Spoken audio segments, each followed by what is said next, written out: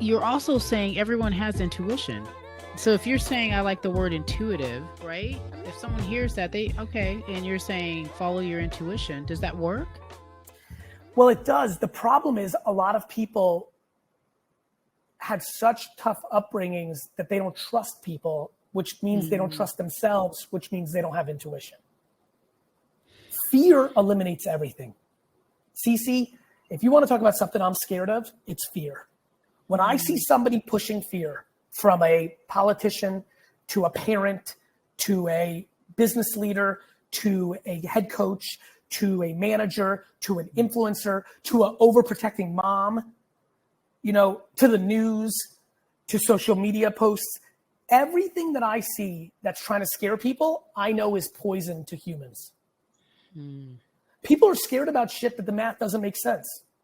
People are scared of flying, yet it's far more dangerous to drive.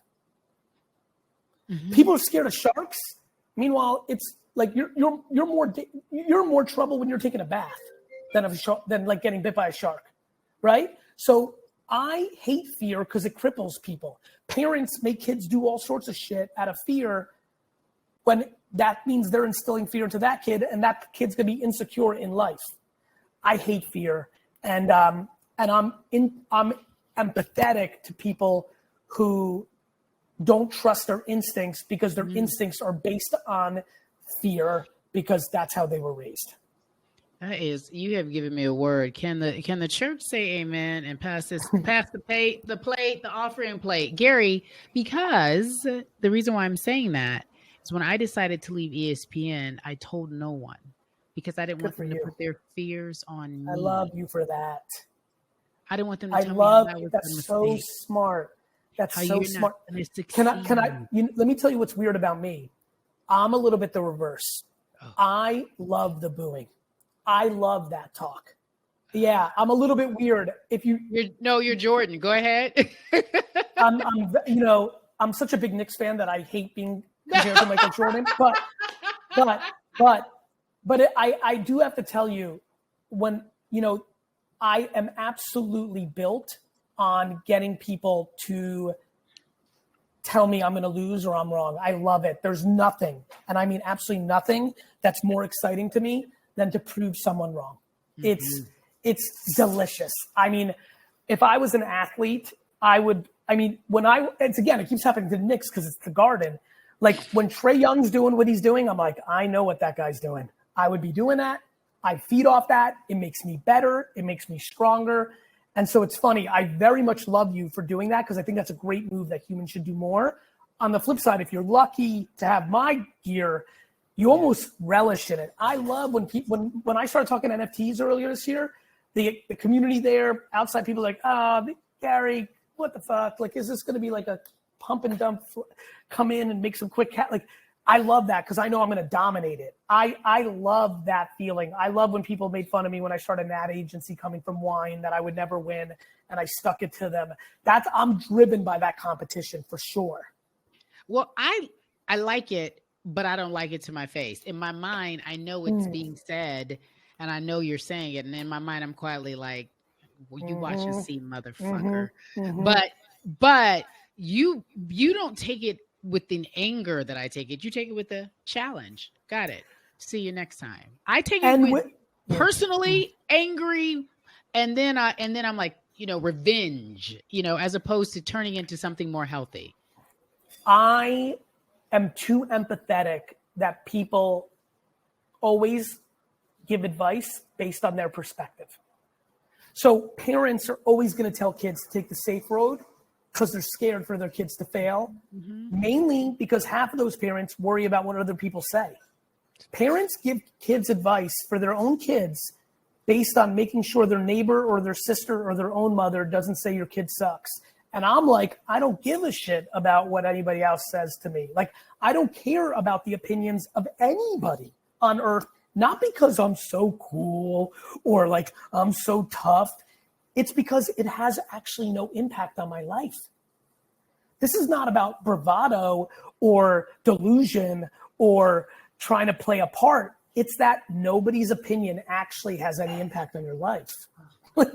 It's just the truth. Fact. That is a fact. And when you say it that way, you feel silly for not thinking that way.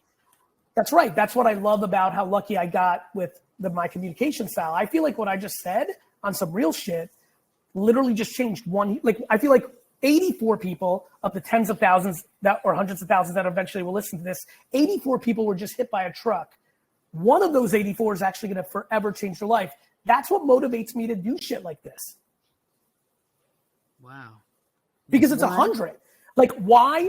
Like, think about all the opinions you've had about people. The amount of back to your world. I have sat for 35 years yelling at my television opinions of athletes for 35 years.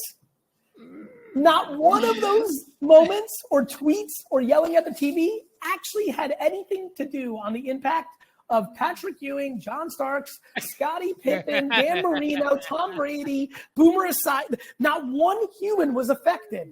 And yet, unfortunately, because we are trained for outside validation, we are trained by our parents, we are trained by society, we are trained by school to let even school, Carrie, school, a teacher makes a subjective call on your grade. Yes. Because the tests are only a part of it. Classroom participation. Well, how many times am I supposed to raise my hand, fucking Mrs. Johnson? How many? Is it every class? Is it every third? And so you see these arbitrary things and people fear them. Like, I need a good report card. And they become of the system, right? Then everyone gets a car. Who's got an expensive car? Who's got a shitty car? They look for outside validation. And we're trained, we get into that place and people are grown-ups right now still living like it's fucking junior high school. We're trained for outside validation. That's insane to me. And I'm going to tell you a story that will irritate you. We have a mentee in common, a friend of ours, not you and I, but a friend of ours. We have a mentee in common. She's like, should I throw a birthday party or should I buy a house? Because the down payment on the house would be the same as the birthday party. What would you do? I'm going to throw you for a curveball. I know you're going to say you're going to the party. No. I'm not saying that. I'm saying that I need to know more, right? Okay. It's context. If she's very young or he or young. She's in her 30s. She's in her 30s. If she's genuinely in her soul happy renting for the rest of her life, I'm very weird with the house thing. You're trained to believe you need to own a house. And I think for most people, it puts them in a very peculiar financial situation because everybody puts down the biggest down payment they can. And then they're stuck in mortgage and lease car life. And then they don't have wiggle room to go on offense on investing and doing other things with their money. Mm-hmm. What about and by the way, it wasn't. Now, if she's throwing a party because she needs the flex to seem cool on the gram, then I want to punch her in the face. Well, that's exactly why. But that's the only reason why, because we're trained to be cool, and that's Instagram. And she only, without telling all of her business, she didn't have to put a big down payment on. So I see your point with that. But I also believe, Gary, isn't that your way to wealth when you've never had it? Is owning your way to Not accumulation? No, that's okay. 1987 talk. Your way to wealth is to have more liquid to do things with it when you see true opportunity for bigger compounded value. You're locked into your house. I like right? it. So, yeah, to me, I think people overspend on home and car, and I think it hurts people from taking opportunities in NFT, Tesla stock, or some other investment in a small business. I think it takes them off the field. Okay, are you listening, naked listeners? Because now I feel like I got to start all over again. I'm kidding. Is that too? But you're saying, but it's an interesting thought, right? Yeah, people lock, and I always tell my friends, siblings, I always said, almost everybody overextends themselves on the down payment to get a slightly better house, right? Mm-hmm. I think people should under invest on their down payments. Which so if you got 200. Right. So it looks like this. You've saved up $80K. Most people then go and put down like $70, $80K on a down payment. Mm-hmm. I think you should put down 50, which means you're getting a totally different house. Right. But I think that liquid in your bank account lets you go then buy Tesla stock if you believe, lets you buy 3 high risk NFTs. My NFTs were $2,000 in May. Now they're $100,000. People in my community have made a fortune. Who the hell knew what an NFT was 2 years ago? Everybody in their family made fun of them for spending $2,000 on a digital picture. Now I'm getting emails of people crying. They're paying their college debt. They're putting it down. Like, that couldn't have been possible if you're living paycheck to paycheck to pay for your mortgage and your Lexus. Listen. Okay. And by the way, why do you want the Lexus? I know why, because that logo makes you have the flex versus a Toyota, even though they're the same car.